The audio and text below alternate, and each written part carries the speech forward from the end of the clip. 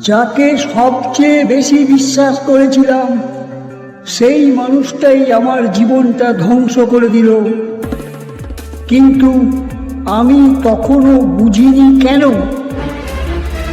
আপনি কি কখনো ভেবে দেখেছেন, যাকে আপনি সবচেয়ে বেশি বিশ্বাস করেন, যাকে নিজের চেয়েও কাছের মানুষ ভাবেন, সেই মানুষটাই যদি আপনার জীবনের সবচেয়ে বড় শত্রু হয়, তাহলে আপনি সেটা কতদিনে বুঝতে পারবেন? এই গল্পটা তাদের জন্য যারা আজও বুঝতে পারছে না কেন সব চেষ্টা করার পরেও তাদের জীবনটা ক্রমশ ভেঙে পড়ছে। এই গল্প শেষ হলে আপনি আর আগের মতো মানুষ থাকবেন না। একেবারে পরিচিত একটি জীবন, অরিন্দম সরকার, বয়স 38, কলকাতার এক নাম না জানা পাড়ায় 2 কামরার ফ্ল্যাটে থাকে। একটা স্থায়ী সরকারি চাকরি করে, একটা সংসার, আর একটা সুখী দাম্পত্য, যেটা সবাই দেখে, কিন্তু কেউ জানে না ওদের ভিতরে কখন কি চলছে।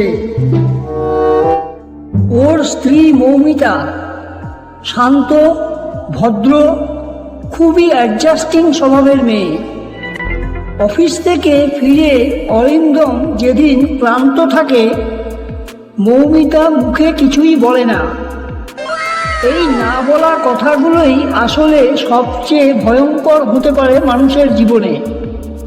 যে মানুষটা খুব বেশি চুপচাপ থাকে, সে কি সত্যিই সব কিছু মেনে নিচ্ছে, নাকি ভেতরে ভেতরে কিছু রচনা করছে?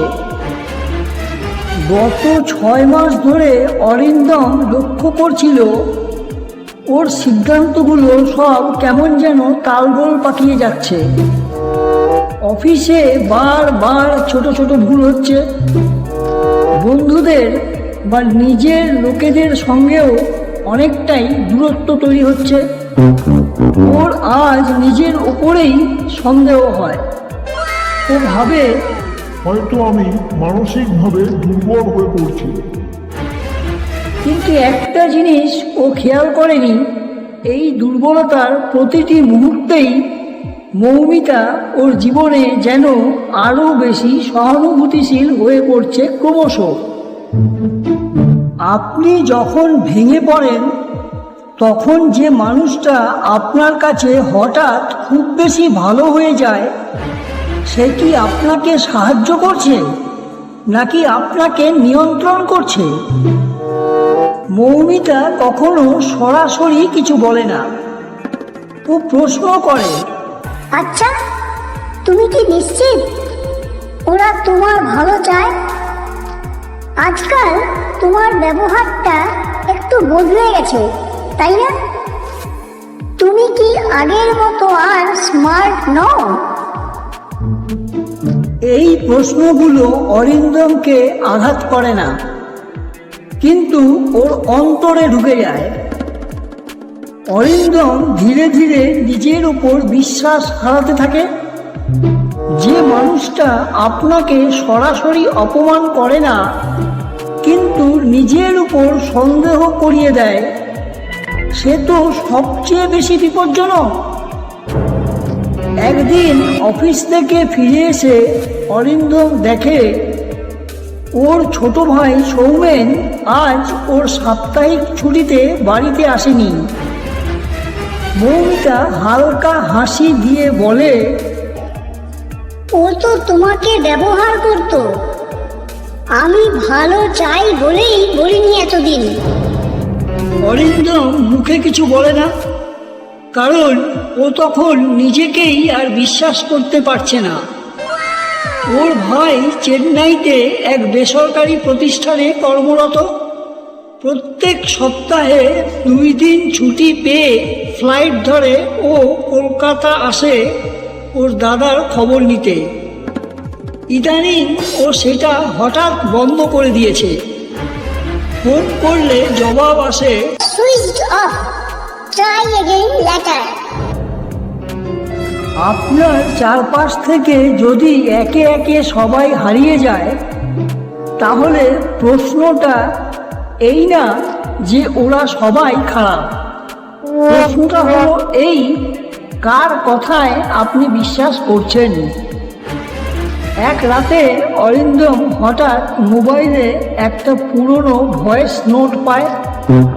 ওর নিজের কণ্ঠ। আমি কিছুই পারি না, আমি ব্যর্থ। ও শিউরে ওঠে। ও কি সত্যি এমনটা লিখেছিল? সেই মুহূর্তে প্রথমবার ওর মনে সন্দেহ জাগে। আপনি কি সত্যি এমন, নাকি কেউ আপনাকে এমনটা ভাবতে বাধ্য করছে? অরিন্দম খেয়াল করে মৌমিতা সব সময় ওর সিদ্ধান্তে ওকে ভীষণভাবে প্রভাবিত করছে বেশ কিছুদিন ধরে। কোন চাকরি নেবে, কার সঙ্গে কথা বলবে, কি ভাববে, সব কিছুতেই ওর সূক্ষ্ম নিয়ন্ত্রণ থাকে অরিন্দমের উপর। এটা কিন্তু প্রেম না, এটা একটা অতিমাত্রায় স্বার্থপর প্রভাব।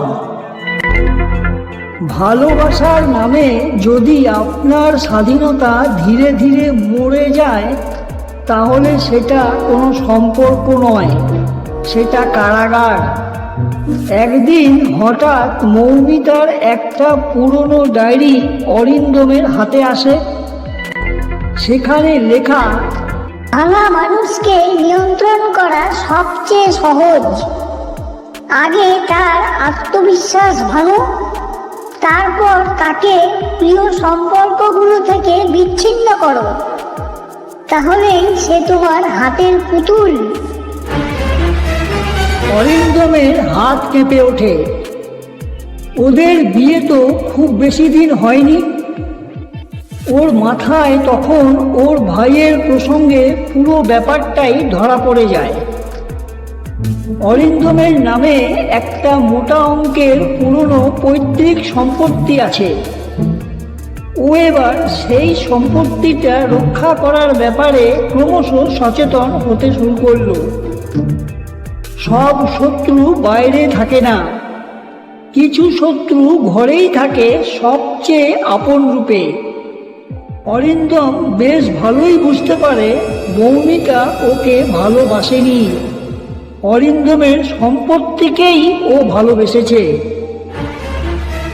মৌমিতা কোনোদিন চিৎকার করেনি, কিন্তু ও নিজের পরিচয়টা চুরি করেছে।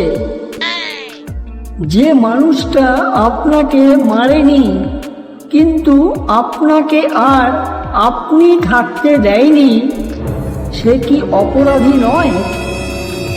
অরিন্দম চিৎকার করে না, ঝগড়া করে না।